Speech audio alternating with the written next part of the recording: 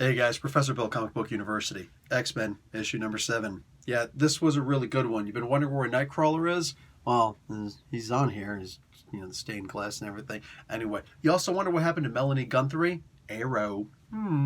Yeah, it happens in here also. Also, with the big question of what is Crucible?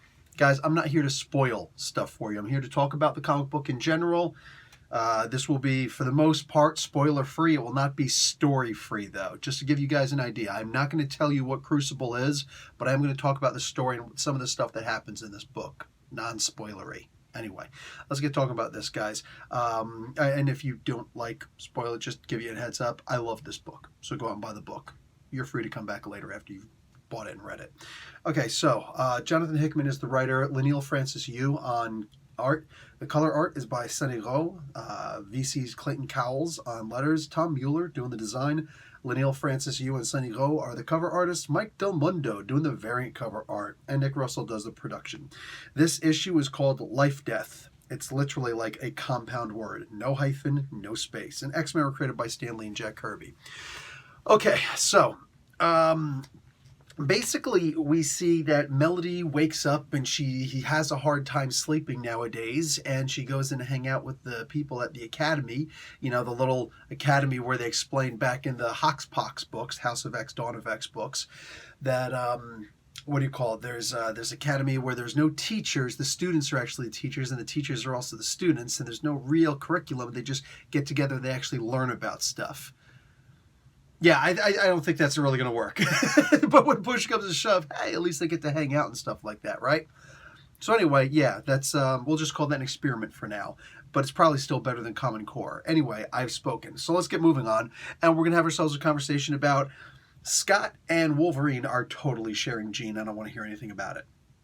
All right, because if you also look at the giant size X-Men book, the book where there's like no words in it for the most part. Yeah, they all three of them, they banging. They sharing Jeannie. She's sharing them. And apparently nobody's got a problem with that. Anyway, Scott and Wolvie are hanging out with each other. And they're talking openly about, well, whatever. and like, they're looking at the moon. They're in House Summers. Suddenly, Wolverine is a Summers now. And they're just talking about, seeing Jeannie in a bikini and Scott in a Speedo. It's funny. You know what I'm saying?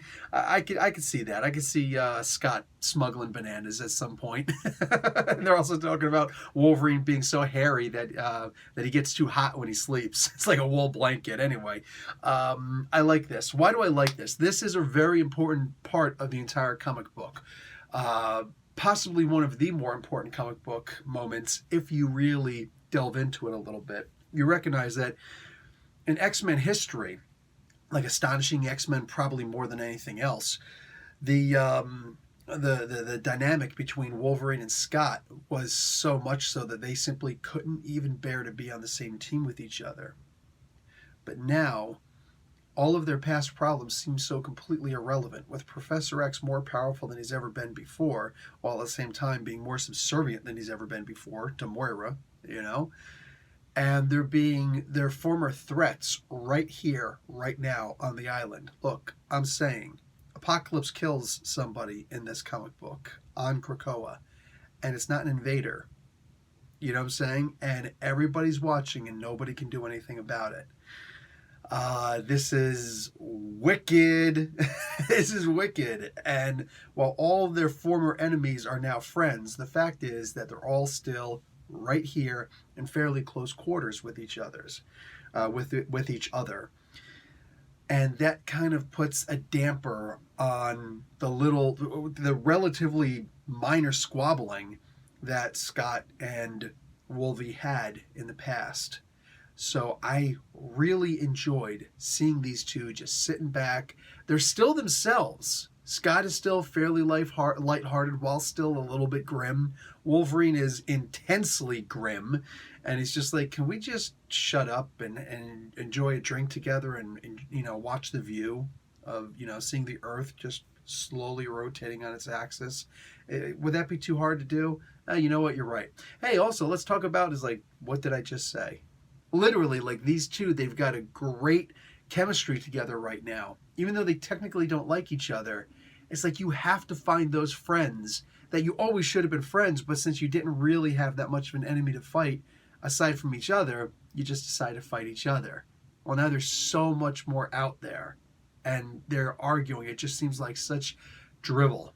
You know what I'm saying? Compared to what we thought it was back in the day. Like, how intense were those fights? Looking at them in hindsight, they were nonsense.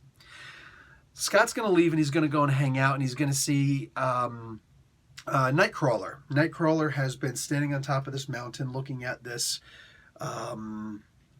spoiler channel. I'll show you all the good stuff. But anyways, looking at this interesting forked ivory tower that Krakoa for some reason created. I suppose it's organic, but who knows? Maybe it's using some metal from a meteorite that landed in its body at some point. I don't know. They don't really explain that, you know? Either way, there's this big gigantic thing. And Scott's talking about, oh yeah, man, Wolverine said that one of the mutants went over there and started trying to cut his way through it. And this is hysterical because Kurt's like, it was Wolverine. And Scott's like, it was Wolverine. Of course it was. Like, I guess when you got a million things on your mind and you hear somebody tell you something, you don't realize that it's actually just projection. Yeah, somebody was trying to cut their way through it. You mean the guy with the adamantium, the unbreakable claws that are trying to cut through, you know, always trying to cut things? He's telling you that somebody tried to cut through, and he never bothered to ask, did you ever try to cut through? Wait, is this story about you? I don't care. I thought that was a freaking hysterical moment. The way that it was written, Hickman, man. Mwah, bellissimo, eh? This was really funny. So anyway, nobody could seem to get inside. Yet Nightcrawler's been inside. How? Took a leap of faith. What? Nightcrawler? No. I don't know if Nightcrawler's still incapable of dying because heaven won't accept him, and as long as he's still, you know, Kurt, then he'll never go to hell. So if he's destined to go to heaven, but heaven refuses him, well then, because, you know, he refused heaven. It's like, well, fine. I only refused you once, man. I'm in pain right here. Anyway, he decided to take a leap of faith and teleport inside and hope for the best. Well, it turns out the place is beautiful. It's like the greatest freaking chapel you could possibly imagine. It's gold, not golden. It's like ivory. And it's amazing, and he feels like it was made specifically for him. The mysteries of Krakoa continue to baffle me, and that's the best part of this. There is no, like I've said before, we can stop worrying about, ooh, who might die, blah, blah, blah, blah, blah, unless it's Kitty. Then it's like, oh, shoot. We can start looking at other things. We can start paying attention to other things. Like I said, the dynamic with the X-Men, even Scott and Logan, which, you know, oh my God, they're never going to get along. Here it's like, why wouldn't they ever get along? Nightcrawler going inside of this place and realizing that, or at least believing that it was made for him. I wonder, are there other places made for other X-Men, other mutants, but they just haven't been found yet? Could Kurt have been the first? This was really cool. Because the idea that Kurt can now go inside and outside of this amazing place, but he couldn't seem to breathe when he was in there. Just, you know, everything that's said in here, everything that's so interesting about this. What, you know, that Kurt's just been standing outside of this thing and just marveling at it this entire time. Yeah, that makes sense.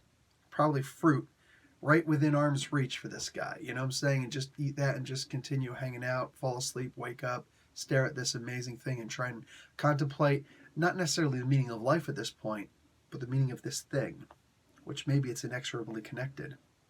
I love the idea that they're giving Kurt something to do, and it just seems so odd. Harry, you wonder why Exodus was local? Remember in the Excalibur comic book, Exodus showed up, and Betsy Braddock is like, Apocalypse, what's Exodus doing here? He's here because he can be. And it's as simple as that. There is no further need for explanation. But we see him doing something here. He's explaining what Crucible is. When you guys get to what Crucible is, listen, it's a big mystery for a really long time. Maybe halfway through the book, and maybe less. Only like, about halfway through the book. Anyway, when you finally get to what it is, it's worth the wait. On top of that, it doesn't feel like they were going out of their way to lengthen it any more than they needed to make you really curious as to what it is. Do you want to know what the Matrix is? Yes. Like, that's, whatever it is. I thought that was fantastic. I really did. This really did feel like a Neo kind of moment, a Matrix kind of moment. I enjoyed it. But there's also other things to learn afterwards. What do they mean by the will? What does that mean?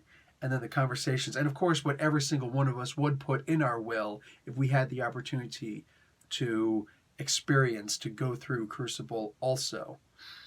This was a freaking fantastic comic book. And it leaves Kurt at the end not questioning his faith, kind of questioning if there should be a new faith with everything that's happening here. Guys, this is one of those books that are going to make you think. This is one of those books where you're going to say, I'm glad that they did something wonderful with Kurt, since we had to wait this whole time. They actually have a good reason why he's been gone. Seeing Melanie Guthrie in this again, fantastic.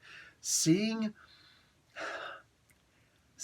Apocalypse find another place for himself. Literally, I think like the most active person on Krakoa is Apocalypse. I mean, for a guy who's been around forever, you figure he's found a way to multitask like nobody's business, right? Freaking fantastic. Guys, make sure that little dingly bell is clicked at the bottom. Turn the phone to the side to make sure of that, and, hit that like button. And if you see an ad at the end of this video, that's how all of us YouTubers get paid. It's the only way, unless you're a patron, in which case I don't mind then. Love you guys. Professor Bill, Comic Book University. Here's some more videos for you to watch. Class dismissed.